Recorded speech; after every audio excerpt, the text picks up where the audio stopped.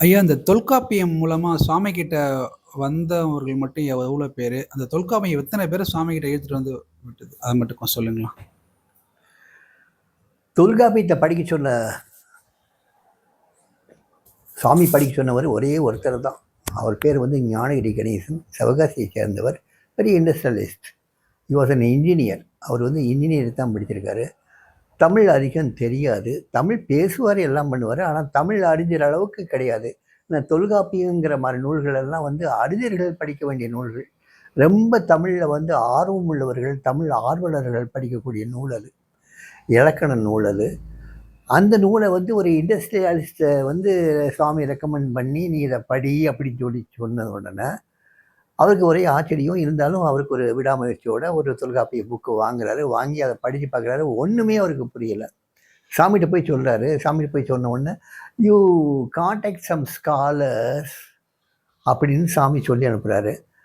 இவர் உடனே சென்னையில் போய் சில ஸ்காலர்ஸை பார்க்குறாரு.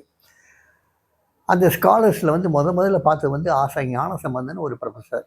அவர் வந்து கம்பன் கழகத்தில் வந்து ஒரு மெம்பர், தமிழ் ஆர்வலர், தமிழ் ப்ரொஃபஸர். அவர்கிட்ட போய் இவர் நிற்கிறாரு. நின்று எனக்கு வந்து தொல்காப்பியம் கற்றுக் கொடுங்க, அந்த புக்கு வாங்கிட்டு வந்திருக்கேன், எனக்கு கற்றுக் கொடுங்கன்னு சொல்கிறாரு. அவருக்கு ஒரே ஆச்சரியம். நீ உன் தொழிலே வேற, நீ ஒரு பேப்பர் மில்லுடைய மேனேஜிங் டைரக்டர், உனக்கு தொல்காப்பியத்துக்கும் என்ன சம்பந்தம்?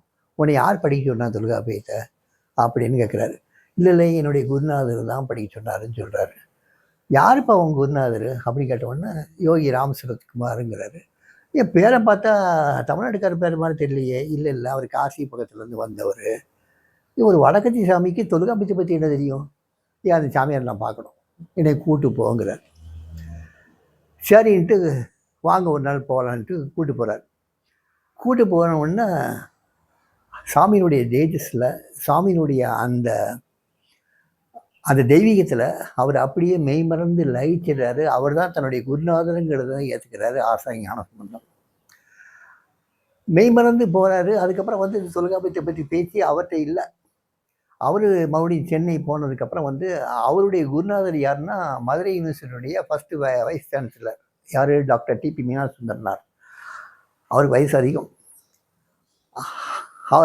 ஆசா ஞானசம்பந்தத்தினுடைய தமிழ் குரு யாருன்னா டாக்டர் டிபி மீனாசுந்தரனார். அவர்கிட்ட போய் சொல்கிறாரு, இந்த மாதிரி ஒரு ஞானியை பார்த்தேன், இந்த ஒரு பேப்பர் மில் மேனேஜிங் டைரக்டர் போய் தொல்காப்பியத்தை படிக்க சொல்லியிருக்காரு, தொல்காப்பியத்தை பற்றி அவர் தெரிஞ்சு வச்சுருக்காரு. நானும் அவர் போய் பார்த்துட்டு வந்தேன், ரொம்ப அற்புதமான ஞானியாக இருக்கார், நம்ம ஒரு நாள் போய் பார்த்துட்டு வரோம், நீங்களும் வரீங்களான்னு கேட்டவுடனே கூட்டு பாப்பான்னு இருக்காரு. ஏன்னா அவர் வந்து மகேஷ் யோகியினுடைய பிரதம சிஷியர் யார்? Doctor TP Meenasundaranar. கூட்டு போன்னு சொன்ன உடனே அவர் அங்கே கூட்டு போகிறாரு. டாக்டர் டிபியும் பார்த்த உடனே சாமிக்கு அப்படி ஒரு சந்தோஷம். அவர்கிட்ட ரொம்ப நேரம் உட்காந்து பேசிட்டு இருக்காரு. முதல்ல பேசின உடனே அவர் வந்து ஹீ இஸ் ஆல்சோ காட். சாமியினுடைய தேஜஸில், சாமியினுடைய அந்த தெய்வீகத்தில் அவரும் வந்து கவரப்பட்டு தன் குடும்பத்தோடு அழைச்சிட்டு வர்றார். டாக்டர் டிபிஎம் வந்து அழைச்சிட்டு வரும்போது, தன் குடும்பத்தெல்லாம் அழைச்சிட்டு வரும்போது புன்னமரத்தடியில் வச்சு சாமி பார்க்குறாரு. முதல்ல இல்லை, அடுத்த 2 மீட்டிங் இல்லை. அப்போ வந்து அவருக்கு வந்து பைல்ஸ் கம்ப்ளைண்ட் உண்டு. சுவாமி வந்து அவருக்கு வந்து யாரோ வந்து கொடுக்குறாங்க, இட்லியும் மிளகாப்பொடியும் கொடுக்குறாங்க. அந்த இட்லி மிளகாப்பொடியை எடுத்து சாமி வந்து இவருக்கு வந்து சாப்பிட சொல்கிறாரு. யாரை? டாக்டர் டிபிஎம்மும் சாப்பிட சொல்கிறார். அவங்க பிள்ளைங்கள்லாம் பார்த்துடுறாங்க. சுவாமி அப்பாவுக்கு வந்து பைல்ஸ் கம்ப்ளைண்ட் இருக்குது, அவருக்கு வந்து காரமே சேராது, இந்த மாதிரி பொடி போய் சேர்த்தாருன்னா அவருக்கு வந்து உடம்பு ரொம்ப கெட்டு போயிடும் சாமி, அதனால் பொடி சேர்க்கக்கூடாது சாமின்னு ஒன்று. இங்கே அதெல்லாம் ஒன்றும் ஆகாது, கவலைப்பட தேவையில்லைம்மான்னு சொல்லி அந்த மிளகா பொடியோட நெய் கலந்து இட்லிக்கு கொடுக்குறாரு. எப்பயுமே 2 இட்லிக்கு மேலே அவர் சாப்பிட மாட்டார். அவ்வளோ ரொம்ப மெலிஞ்ச சரீரம் அவர் டாக்டர் டிபிஎம். அன்றைக்கி அவர் 5 இட்லி சாப்பிட்றாரு. அவர் ரொம்ப ரசித்து சாப்பிட்றாரு. சாப்பிட்டோன்னே எல்லாருக்கும் ஒரே பயம். ஆனால் அவருக்கு ஒன்றுமே ஆகலை. 3 நாள் இருக்கார். 3 நாளும் அவருக்கு வந்து இட்லியும் மிளகாப்பொடியும் தான் அவருக்கு ஆகாரமே. அவருடைய பைல்ஸ் நோயே காணாமல் போயிடுது. அவருக்கு வந்து ஒரே ஆச்சரியம். அவர் வந்து அப்படியே கரைஞ்சிறாரு டாக்டர் டிபிஎம் சுவாமி மேலே சில பாடல்கள் ஏற்றிருக்காரு. அவ்வளோ அற்புதமான பாடல்கள். அந்த ஒரு பாடலை பற்றி சாமி சொன்னார், a man will come who will write volumes and volumes of this one particular சாங்னு சொல்கிறாரு. ரொம்ப அற்புதமாக இருக்கும் அந்த பாட்டு. அந்த பாட்டினுடைய முதல் எழுத்துக்கள் பூராமே சாமியினுடைய பேரில் வரும். யோகி ராம் சுரத்குமார்ங்கிறது யோசனை கெட்டா யோகமை போற்றி, கிட்ட கிடைச்ச எமக்கு ஊட்டுவாய் போற்றி, இந்த மாதிரி வரிசையாக வரும். அந்த பாட்டை பற்றி தான் சாமி ரொம்ப சிலாகிச்சு சொன்னார். 76 ஜெயந்தியில் வந்து சுவாமி அந்த பாட்டுக்குடைய அர்த்தத்தை சிவராமகிருஷ்ணரை விட்டு அதுக்கு விளக்கம் சொல்ல சொன்னார். அந்த விளக்கத்தை கேட்ட உடனே எல்லாரும் மெய்மறந்து இருந்தோம். அப்பேற்பட்ட ஒரு பாடல் அது. அப்போ தான் சுவாமின்னு சொன்னார், இந்த பிச்சைக்காரனை பற்றி யாருக்காவது கொஞ்சமானு தெரிஞ்சிருந்ததுன்னா அது டாக்டர் டிபி மீனாசுந்தரத்துக்கு தான் தெரியும், இந்த பிச்சைக்காரனை பற்றி கொஞ்சமாவது தெரியும்னாரு. இந்த தொல்காப்பியம் அதுக்கப்புறம் ஆசா ஞான சம்பந்தம் டாக்டர் டிபிஎம் 2 பேர்ட்டு மறைஞ்சு போச்சு. இவருக்கு வந்து ஞானகிரி கணேசனுக்கு அது உறுத்திக்கிட்டே இருக்கு. அடுத்து யாரை பிடிக்கலான்னு பார்க்குறாரு. அடுத்து சிக்கிறது வந்து யாருன்னா பெரியசாமி தூரன். அவர்கிட்ட போய் கேட்குறாரு, எனக்கு தொல்காப்பியம் கற்றுக் கொடுங்கன்னு. மறுபடியும் அதே கேள்வி, தொல்காப்பியம் உனக்கு எதுக்குப்பா அப்படின்னு சொல்லி கேட்கும்போது, இல்லை எங்கள் குருநாதர் சொன்னார்னு சொல்லல. மறுபடியும் அதே கதை. என்ன அது வடக்கிருந்து வந்த ஒரு சாமியார் தமிழ்நாட்டினுடைய தொல்காப்பியத்தை பற்றி கேட்குறாருன்னா, அந்த சாமியார் அவசியம் பார்க்கணும், என்னை கூட்டு போங்கிறாரு. அவரையும் கூட்டு வர்றார். அவரையும் கூட்டு வந்து அவரும் மாட்டிக்கிறார் சாமிகிட்ட. அவருடைய தேஜஸில் அவருடைய தெய்வீகத்தில் மயங்கி அவர்கிட்டையே அப்படியே பலின்னு இருக்கிற மாதிரி அவர் ஆயிடுறார். அவரும் ஒரு 11 பாடல்கள் எழுதுறாரு. அந்த பாடல்கள் ஒவ்வொன்றும் மணிமணியான பாடல்கள். அந்த பாடல்களை பின்னால் முருகேசனை வந்து கேசட்டை பாட சொல்லுவார். இன்றைக்கு வரைக்கும் அந்த CD வந்து ஆசிரமத்தில் கிடைக்கும். பெரியசாமி தூரன் பாடல்கள்னு இருக்கும்.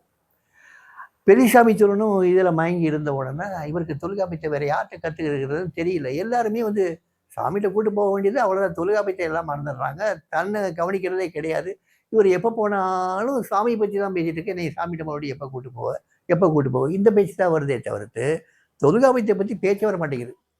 இவருக்கு மறுபடியும் கவலையாக போயிடுது. இவருடைய அம்மாவுக்குடைய ஒரு நல்ல ஒரு ஆசானம் இருந்தது வந்து கீவா ஜெகநாதன்.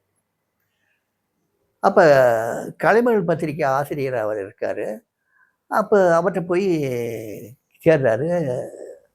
சேர்ந்த உடனே இந்த மாதிரி தொல்காப்பியம்னு சொல்லி ஆரம்பித்த உடனே உனக்கு மறுபடியும் அதே மாதிரி கேள்விகள் கேட்ட உடனே, அப்படியா அந்த சாமியை நானும் பார்க்கணும்னு சொல்லி அவர் வர்றாரு. அவரும் மாட்டிக்கிறார். அவருக்கு கிட்டத்தட்ட 1300 பாடல்களுக்கு மேலே சாமிக்கு மேலே எழுதுறார். அன்பு கதமம், அன்பு மலர், என்னமோ ஒரு 4-5 புக்கில் அது பிரிண்ட் ஆகி வரும். அந்த புக்கை எல்லாருமே சாமி படிக்க சொல்கிறார். ஸோ இந்த ஸ்காலர்ஸ் வந்தது பூரா அந்த தொல்காப்பியங்கிற ஒரே ஒரு நூலை வச்சு அத்தனை பேரை எடுத்தார். இந்த 4 அறிஞர்களும் ஆன்மீகத்தினுடைய அந்த அருகாமை, அந்த உச்ச ஸ்டேஜுக்கு அருகாமையில் இருந்தவங்க. அதனால் இந்த தொல்காப்பியங்கிற ஒரு சின்ன மீனை போட்டு இந்த 4 மீனையும் இந்த பெரிய பெரிய சொராமீன்களை வரவழைச்சி அதுக்கு என்ன தேவையோ அதை கொடுத்து அவங்க 4 பேரையும் வந்து அந்த உன்னதமான ஸ்டேட்டுக்கு அனுப்பிச்சி வச்சவர் சுவாமி. அவங்கள அந்த உன்னத ஸ்டேட்டுக்கு பகவானோட ஒன்றுதலுக்காகத்தான் சாமி இந்த தொல்காப்பிங்கிற நூலை பயன்படுத்தினார். அதை கணேசன், ஞானகிரி கணேசன் மூலமாக பயன்படுத்தினார். அந்த தொல்காப்பியத்தினுடைய பயன்பாடு இதோட முடிஞ்சது. அதுக்கப்புறம் ஞானகிரி கணேசனும் தொல்காப்பியத்தை மறந்துட்டார். அவங்க 4 பேரும் அந்த உன்னத ஸ்டேட்டுக்கு போய் அவங்க அடைஞ்சி அவங்க போயிட்டாங்க.